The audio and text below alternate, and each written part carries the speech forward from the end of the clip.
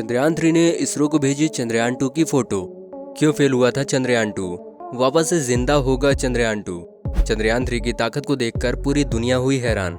जी हाँ दोस्तों, चंद्रयान 3 ने पूरी दुनिया को तब हैरान कर दिया जब उसने चंद्रयान 2 की पूरी जानकारी इसरो को दी, जिसके बाद से दुनिया की सबसे बड़ी स्पेस एजेंसी नासा और स्पेसएक्स भी चंद्रयान 3 पर नजर गड़ाए हुए हैं। दोस्तों, इसरो के मिशन चंद्रयान 3 ने पूरी दुनिया को बता दिया है कि भारत के इसरो जैसी दुनिया की कोई भी स्पेस एजेंसी नहीं है। चंद्रयान 3 ने चांद में उतरने से पहले ही ऐसा कारनामा कर दिखाया जिसे जानने के बाद हर भारतीय का सीना भी गर्व से चौड़ा हो जाएगा। जी हाँ दोस्तों, लेकिन क्या आपको पता है कि आखिर मिशन चंद्रयान 2 फेल क्यों और कैसे हुआ था, और चंद्रयान 3 ने चंद्रयान 2 के बारे में कौन से रहस्य इसरो को बताए? आइए जानते हैं आज के इस वीडियो में। दोस्तों, 14 जुलाई 2023 को चंद्रयान 3 लॉन्च होने के बाद ये दिन ब दिन ऐसे रिकॉर्ड्स बनाता जा रहा है जिसे देखकर पूरी दुनिया में तहलका मचा हुआ है। पाकिस्तान और चीन जैसे देश तो इस मिशन को फेल करने के कई प्रयास भी कर रहे हैं, पर दोस्तों इस बार इसरो के वैज्ञानिकों ने चंद्रयान 3 को इस तरह से बनाया है कि इस बार इसको फेल करना मुश्किल ही नहीं, नामुमकिन है। जबकि दूसरी तरफ अमेरिका की स्पेस एजेंसी नासा भी चोरी छुपके चंद्रयान 3 पर नजर बनाए हुए है। चंद्रयान 3 अपनी लॉन्चिंग के लगभग 17 दिनों के बाद पृथ्वी की कक्षा से चंद्रमा की कक्षा में जा चुका है। दोस्तों, जब चंद्रयान 3 को पृथ्वी से चंद्रमा की तरफ भेजा गया था तो उस समय इसकी स्पीड लगभग 1 लाख किलोमीटर प्रति घंटे रखी गई थी। आपको बता दें कि चंद्रयान 3 कुछ और दिनों के बाद 23 अगस्त को चंद्रमा की सतह पर सॉफ्ट लैंडिंग करेगा। वहीं आपकी जानकारी के लिए आपको ये भी बता दें कि इस बार मिशन चंद्रयान 3 में कोई भी ऑर्बिटर नहीं लगाया गया है, क्योंकि जो ऑर्बिटर इसरो ने चंद्रयान 2 को भेजा था वो अभी भी वहां पर सही सलामत काम कर रहा है और ये आने वाले अगले 10 सालों तक ऐसा ही काम भी करता रहेगा। चंद्रयान 3 चंद्रमा की कक्षा में जाने के बाद ये ऑटोमेटिक अपने पहले वाले ऑर्बिटर से कनेक्ट हो जाएगा। दोस्तों, आपको शायद ही पता होगा कि चंद्रमा पृथ्वी का एकमात्र प्राकृतिक उपग्रह है।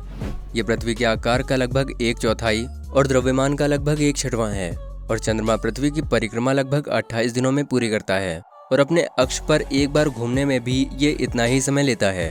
और यही कारण है कि हम चंद्रमा का हमेशा एक ही चेहरा देखते हैं, यानी हम चंद्रमा का एक ही हिस्सा देखते हैं, जबकि दूसरा हिस्सा छुपा रहता है जिसे डार्क साइड कहा जाता है। चंद्रमा की सतह चट्टान और धूल से बनी हुई है। चांद का कोई वातावरण नहीं है और यहाँ पर पानी के होने की संभावना भी है, जिसका पता साल 2008 में इसरो द्वारा भेजे गए सबसे पहले मून मिशन चंद्रयान 1 के दौरान पता चला था। जी हाँ दोस्तों, दरअसल जब अक्टूबर साल 2008 में चंद्रयान 1 को भेजा गया था तो उस समय चंद्रयान 1 ने अंतरिक्ष से कुछ फोटोग्राफ्स इसरो को भेजे थे जिनमें चंद्रमा की सतह पर पानी देखा गया था, लेकिन चंद्रमा के किस हिस्से में पानी है और कितने हिस्से में पानी है, इस बात का अभी तक साफ तौर पर पता नहीं चल सका है। दोस्तों, आपको बता दें कि चांद की सतह पर कई विशाल गड्ढे हैं जो कि उल्का पिंडों के टकराने से बने हैं। दोस्तों, चंद्रमा पर गुरुत्वाकर्षण पृथ्वी के गुरुत्वाकर्षण का 1/6 होता है। इसका मतलब ये है कि अगर आपका वजन पृथ्वी पर 60 किलोग्राम है तो चंद्रमा पर आपका वजन महज 10 किलोग्राम ही होगा। दोस्तों, चंद्रमा पर कोई भी मौसम नहीं है। इसका कारण ये है कि वहाँ पर कोई वातावरण नहीं है। बिना वातावरण के सूर्य और अंतरिक्ष से आने वाली गर्मी और ठंड को चंद्रमा की सतह पर संरक्षित नहीं किया जा सकता है। इसलिए चंद्रमा की सतह पर दिन में बहुत ज्यादा गर्मी और रात में बहुत ज्यादा ठंड होती है। बता दें कि चंद्रयान 3 चांद के दक्षिणी ध्रुव पर सॉफ्ट लैंडिंग करेगा, जिसके बाद चंद्रयान का रोवर चांद की सतह पर भयानक गड्ढों और चांद पर पानी की मौजूदगी के राज खोलने वाला है। दोस्तों, अभी तो हमारा चंद्रयान चंद्रमा से लगभग 2 लाख किलोमीटर दूर है, लेकिन हमारे चंद्रयान में लगे हुए हाई रेजोल्यूशन कैमराज ने चंदा मामा की पहली तस्वीर भारतीय स्पेस कंपनी इसरो को भेज दी है। दोस्तों, आपको बता दें कि इस बार भेजे गए चंद्रयान 3 पर 19 से ज्यादा कैमरे, 240 सेंसर और 4 पेलोड लगे हुए हैं जो कि इसे सही रास्ते पर लेकर जाते हैं और किसी भी तरह के आने वाले खतरे का पूर्वानुमान लगाकर हमारे चंद्रयान 3 को चांद पर पहुंचाने में मदद करेंगे। दोस्तों, साल 2019 में इसरो ने मून मिशन के तहत अपना दूसरा चंद्रयान चांद पर भेजा था और इस मिशन को नाम दिया था चंद्रयान 2। बता दें कि उस समय किसी टेक्निकल इश्यू के कारण सॉफ्ट लैंडिंग नहीं हो पाई थी और न ही उसका रोवर बाहर आ सका था, लेकिन हमारे वैज्ञानिकों ने हार ना मानी और सेकंड मून मिशन के 4 साल बाद एक और मून मिशन लॉन्च किया जिसे नाम दिया गया चंद्रयान 3। दोस्तों, चांद पर भेजे गए हमारे मुसाफिर चंद्रयान 3 को जैसे चांद की कक्षा में प्रवेश कराया गया, उसके कुछ घंटों बाद ही इसमें लगे हुए कैमरों ने चांद की फोटो भी खींची और एक छोटा सा वीडियो भी बनाया और चांद की उस फोटो को इसरो के सर्वर पर भी भेजा है। लगभग 2 लाख किलोमीटर दूर से ली गई फोटो में आप देख सकते हैं कि चांद की सतह पर बहुत सारे गड्ढे हैं। दोस्तों आपको बता दें कि 5 अगस्त को पृथ्वी की कक्षा से निकलकर चंद्रयान ने चंद्रमा की कक्षा में प्रवेश किया था, जिसके बाद ये तस्वीर चंद्रयान 3 ने इसरो को भेजी है। दोस्तों आपको बता दें कि चंद्रयान 3 में लगे हुए सैकड़ों सेंसर इसकी लैंडिंग के समय तो इसकी हेल्प करेंगे ही, साथ ही वहाँ की मिट्टी, चंद्रमा पर पानी, भूकंप, पहाड़, गड्ढे और तापमान की भी जानकारी हमारे इसरो को देंगे। इन सभी आंकड़ों को देखकर ही इसरो के वैज्ञानिक इसके बाद गगनयान लॉन्च करेंगे, जिसमें हमारे खुद के एस्ट्रोनॉट गगनयान में बैठकर चंद्रमा पर जाएंगे और पूरी दुनिया में एक नया रिकॉर्ड बनाएंगे। वहीं अब अगर हम चंद्रयान 3 और चंद्रयान 2 के कुछ मेजर डिफरेंस की बात करें तो चंद्रयान 2 मिशन के बाद इसरो ने इस बार चंद्रयान 3 में कुछ बदलाव किए हैं। जैसे चंद्रयान 3 के लैंडर को डिटेक्शन और वाइड लेंस कैमरास के साथ लॉन्च किया गया है। इसका उपयोग लैंडिंग के समय नियंत्रण के लिए किया जाएगा। ऐसा इसलिए क्योंकि लैंडर चंद्रमा की सतह पर उतरेगा।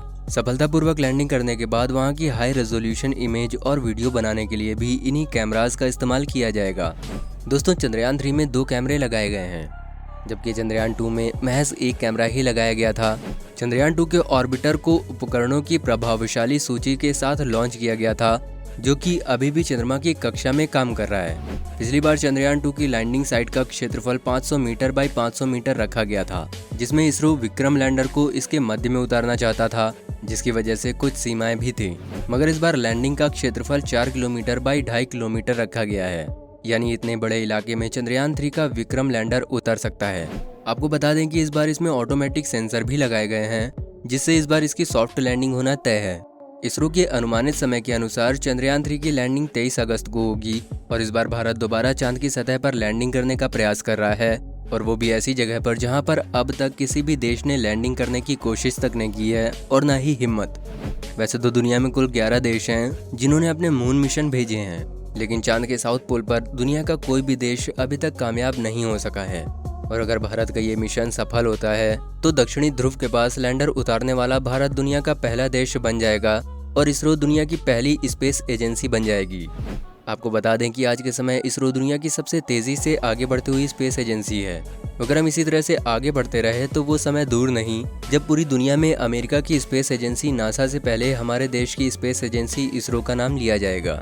बता दें कि हमारे चंद्रयान 3 पर अमेरिका, रसिया, चाइना, जापान, ब्रिटेन और फ्रांस जैसे कई बड़े देशों की स्पेस कंपनियां नजर गड़ाए बैठी हैं, क्योंकि हमारा चंद्रयान चंद्रमा के दक्षिणी ध्रुव के पास लैंड करेगा, जहां पर आज तक कोई भी देश अपने यान को लैंड नहीं करवा पाया है। दोस्तों चंद्रयान 3 के इस मून मिशन में कुछ चुनौतियां जरूर थीं, जिनमें से कुछ को हमारा मुसाफिर चंद्रयान 3 पार कर चुका है। सबसे पहली चुनौती चंद्रयान 3 को सफलतापूर्वक चांद के ऑर्बिट में प्रवेश कराने की थी, पर हमारे वैज्ञानिकों ने बड़ी ही सूझबूझ से इस चुनौती को 5 अगस्त को ही पार कर लिया था। मगर अब सबसे बड़ी चुनौती चांद के साउथ पोल के उस हिस्से पर सॉफ्ट लैंडिंग करानी है, जहां पर बहुत ज़्यादा गड्ढे हैं। और दोस्तों इसीलिए 23 अगस्त का दिन हमारे देश के लिए बहुत ही ज़्यादा खास होने वाला है, जब हमारा मुसाफिर चंद्रयान 3 चांद के साउथ पोल पर सॉफ्ट लैंडिंग करेगा और वहां के बारे में कई रहस्य और जानकारियां हम तक पहुंचाएगा। वहां पर क्या क्या रहस्य हैं और वहां पर क्या नया मिल सकता है, इसके बारे में तो अब हमें 23 अगस्त के बाद ही पता चलेगा, जब हमारा चंद्रयान 3 चंद्रमा के साउथ पोल पर लैंड करेगा। तो दोस्तों आज के लिए सिर्फ इतना ही। उम्मीद करते हैं वीडियो आपको पसंद आई होगी। वीडियो पसंद आई हो तो वीडियो को लाइक करें और ऐसी ही और वीडियोस के लिए हमारे यूट्यूब चैनल को सब्सक्राइब करके बेल आइकॉन को भी ज़रूर ऑन कर लें।